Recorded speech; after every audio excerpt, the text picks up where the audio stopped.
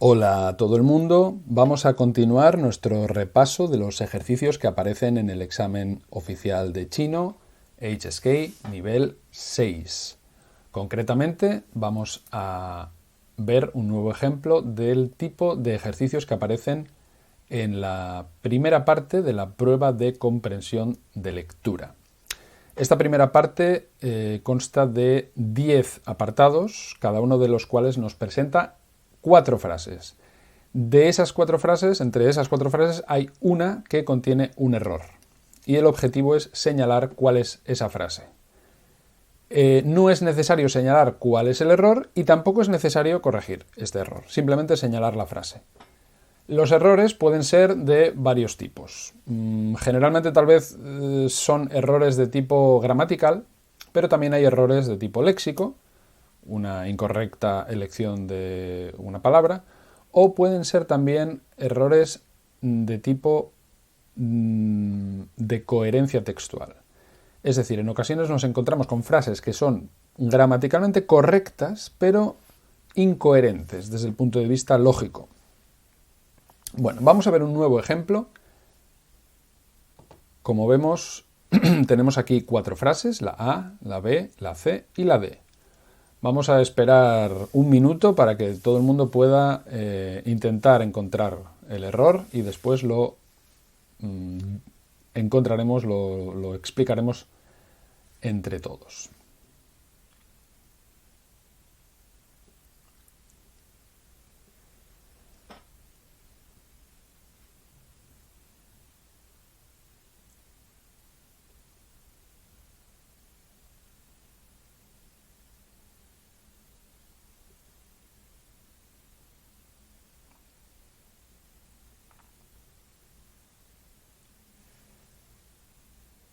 Bien, espero que nadie haya tenido gran dificultad en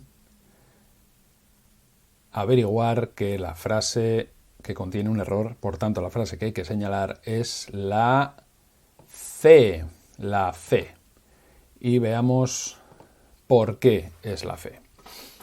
Bien, ¿qué dice esta frase? Dice, 先行一步，也许是冒险，所以谁敢说冒险不是一种成功的契机？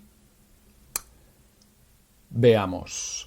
En un primer golpe de vista, tal vez lo que nos debería llamar más la atención es la conjunción 所以. 所以 creo que aparece ya como parte del vocabulario exigido, me parece que es en el nivel 3 ya, y es un conector extremadamente útil que indica una consecuencia. Por lo tanto, todo lo que esté a la izquierda de este conector 所以 será la causa de lo que viene a continuación. En esta frase, sin embargo, lo que leemos a la izquierda de este conector, como vamos a ver ahora con detalle, parece que no tiene una relación lógica necesaria con lo que viene después. Bien, para dilucidarlo, evidentemente es necesario, si no comprender cada palabra de forma individual, por lo menos ser capaces de entender el significado global tanto de la primera parte de la frase como de la segunda. Veamos lo que dice la primera. 先行一步. 先行一步 podríamos entenderlo como avanzar, dar un paso al frente. 也许是冒险. Bueno, 也许 significa quizás y 冒险 es un riesgo. Es decir, tal vez o quizás avanzar, dar un paso al frente es arriesgado. 所以 como conjunción de tipo consecutivo, de tipo de consecuencia, lo traduciríamos como por lo tanto. ¿Por lo tanto qué? Por lo tanto, y nos dice la segunda parte de la frase, 谁敢说冒险不是一种成功的契机? Bien, ¿cómo podríamos entender esta segunda parte de la frase? ¿Quién se atreve a decir que el riesgo, 不是, no es 一种成功, un tipo de 一种成功的契机, un tipo de oportunidad para el éxito? Y aquí es donde vemos que no existe una relación coherente entre la primera parte de la frase y la segunda, porque tal vez esto es arriesgado, por lo tanto, ¿quién dice que el riesgo no es una oportunidad para el éxito? Parece que en realidad la relación que se establece entre las dos partes de esta oración compleja es más bien de contraste, de oposición. Por lo tanto, tal vez necesitaríamos, en lugar de esta conjunción suoyi, que como hemos visto nos indica la consecuencia, necesitaríamos una conjunción de tipo de oposición, una conjunción que se llama adversativa. La más fácil de todas y más común es dan shi. Opa. Si sustituimos suoyi por dan shi, sí que obtenemos una frase que tiene pleno sentido. Bien, por lo tanto aquí tenemos un ejemplo de lo que ya adelantaba al principio, y es una frase que está construida de forma completamente correcta desde el punto de vista gramatical, pero que presenta una incoherencia de tipo lógico. Por lo tanto, hay que estar muy atentos a este tipo de frases. Bien, vamos a echar un vistazo al resto de oraciones que aparecen en el ejercicio para ver si, estudiando un poco su estructura y su significado, podemos ir desarrollando ese instinto lingüístico que nos permitirá encontrar el día del examen el error en su punto correcto. Vamos allá.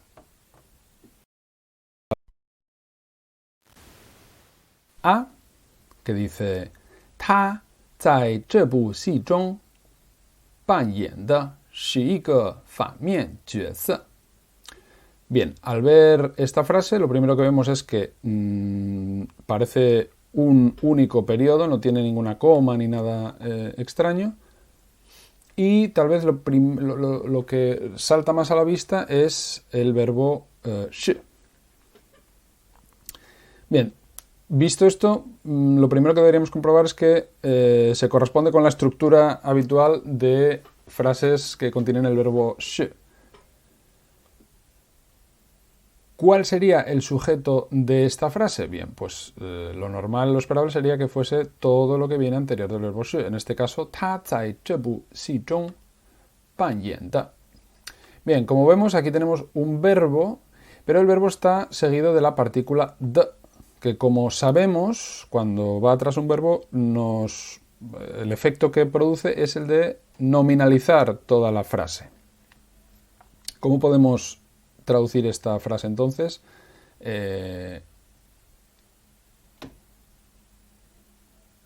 Lo que representa en esta obra es, y aquí tendríamos el objeto. 一个反面角色. Bueno, 反面角色es un papel, 角色 es el papel, ya nos está remitiendo a la obra, sí. Y 反面 es negativo. Es decir, está haciendo, lo que nos dice esta frase es que él en esta obra hace el papel de malo, el papel del villano. Si lo analizamos con un poco más de detalle, vemos que este 在 locativo está relacionado con 中 y todo lo que va en medio es, digamos, el núcleo de este complemento circunstancial. 这部戏. Bu, en este caso, es lo que muchos de vosotros conoceréis como measure word, porque incluso en métodos de chino, incluso en español, lo llaman con el término en inglés. Sería un clasificador o un cuantificador, aunque, en fin, la categorización de este tipo de palabras está incluso discutida, pero bueno, a los efectos que nos interesan a nosotros es suficiente con llamarlo un cuantificador, un clasificador. Tenemos que ser plenamente conscientes de que esta concretamente, bueno, pues lo utilizamos para películas o obras de teatro, como es el caso. Y bueno, finalmente, como hemos visto, famien juese sería un papel negativo, es el papel de malo, del malo de la película. Bien, por lo tanto, esta frase no contiene ningún ejemplo.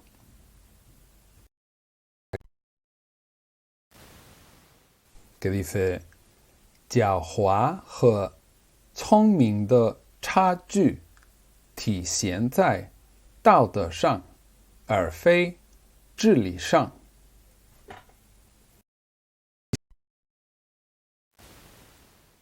Hay una coma. Lo que sigue a esta coma es también una conjunción, are, bastante polivalente, que puede marcar un contraste, pero también a veces marca consecuencia. Si nos fijamos un poco en la estructura de esta segunda parte, termina en shang, y justo lo que hay antes de la coma también es un shang.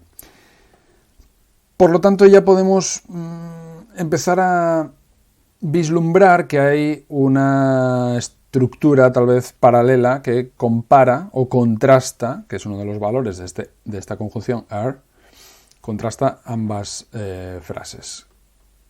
Y vamos a buscar el verbo. El verbo se encuentra aquí, ti xian, que significa encarnarse, aparecer, reflejarse. Aquí podemos traducir un poco mejor por reflejarse, porque vamos a ver que precisa de una forma locativa que está marcada por tai. Entonces, algo se refleja, tai, ta, shang. Y no, fei, fei, en este caso significa no, es una forma negativa, y no en ta, shang. Es decir, algo se refleja en algo y no en otra cosa. Bien, vamos a llenar de contenido esos algos. El primero sería zai tao de shang. Tao de, sabemos que significa virtud o moral. Y zhili shang, zhili significa intelecto o inteligencia. Bien, entonces tenemos que algo que va a ser el sujeto de esta frase se manifiesta en la moral y no en la inteligencia. Bien, y vamos a ver cuál es el sujeto de la frase. Bueno, por lo que hemos visto hasta ahora es una frase bien construida y vamos a ver si el sujeto pues tiene algún problema. ¿Cuál sería el sujeto? Bien, aquí encontramos esta partícula de, que por cierto, como curiosidad, creo que en los diccionarios de frecuencia este es el hanzi más frecuente de la lengua china. Como sabemos, ya lo hemos visto en la oración anterior, tiene una función de tipo de nominalizadora cuando va después de un verbo, y en este caso, bueno, también lo tiene, esa función sustantivizadora cuando va detrás de adjetivos, y también funciona, bueno, al fin y al cabo es lo mismo, pero podríamos traducirlo a veces como un genitivo, como una forma de genitivo. Entonces, vamos a ver aquí qué función cumpliría. Está acompañando a jiaohua he congming de chaju. Bueno, chaju sería la diferencia, la distancia, la diferencia de, y aquí la partícula de se puede traducir como de, la distancia de o la distancia entre jiaohua, entre la astucia o entre el carácter de astuto y el carácter de聪明, de inteligente, bien, ese sería el sujeto y luego el verbo. Por lo tanto, el sentido global de la frase, traducido un poco literalmente, sería la diferencia entre la astucia y la inteligencia se manifiesta en la moral y no en el intelecto. Bueno, reformulándolo un poco, la diferencia entre la astucia y la inteligencia es una cuestión moral más que una cuestión intelectual, una cuestión del intelecto. Bien, vamos a continuar.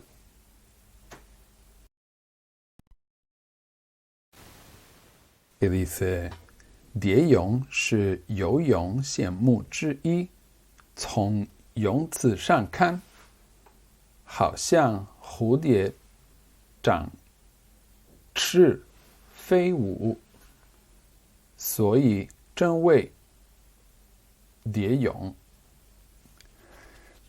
Bien, esta frase ya es un poco más larga. Tenemos además dos comas que por lo tanto crean tres subelementos que todavía no sabemos qué relaciones establecen entre ellos. Bien, tal vez lo primero que nos llama la atención, ahora que ya tenemos un poco de práctica, sea este suoyi. Suoyi, que como hemos visto es una conjunción que nos marca la consecuencia de lo que se ha afirmado con anterioridad. Bien, pues vamos, ya que lo hemos visto con tanta claridad, vamos a empezar por aquí, por esta última parte. Dice, 所以成为蝶泳. Por lo tanto, se la llama 蝶泳, se la llama estilo mariposa. Bien, veamos si lo que hay con anterioridad tiene relación con esto que se afirma aquí. Estilo mariposa. Y estilo mariposa es como comienza la frase. 蝶泳. ¿Y qué es el estilo mariposa? Aquí nos lo marca este verbo. 是. 蝶泳. 是. ¿Qué es? 游泳项目之一. Es una categoría, es un tipo de natación. Es un estilo de natación. Bien, este primer fragmento, por lo tanto, ni contiene ningún error gramatical, ni parece en contradicción lógica con cómo termina la frase. Veamos qué significado y qué estructura presenta este segundo periodo. Dice, 从泳姿上看好像蝴蝶展翅飞舞. Bueno, vemos aquí una preposición que parece complementarse con esta otra. Desde el punto de vista de la postura de natación, los movimientos de este estilo, parece, 好像蝴蝶, una mariposa, esta palabra compuesta por dos caracteres que solamente aparecen el uno junto al otro, es una de estas palabras en chino, como hay otras, bueno, luego vamos a ver alguna, pero parece una mariposa, 展翅, extendiendo las alas, y 飞舞, aleteando o revoloteando. Por lo tanto, esta frase no tiene ningún error.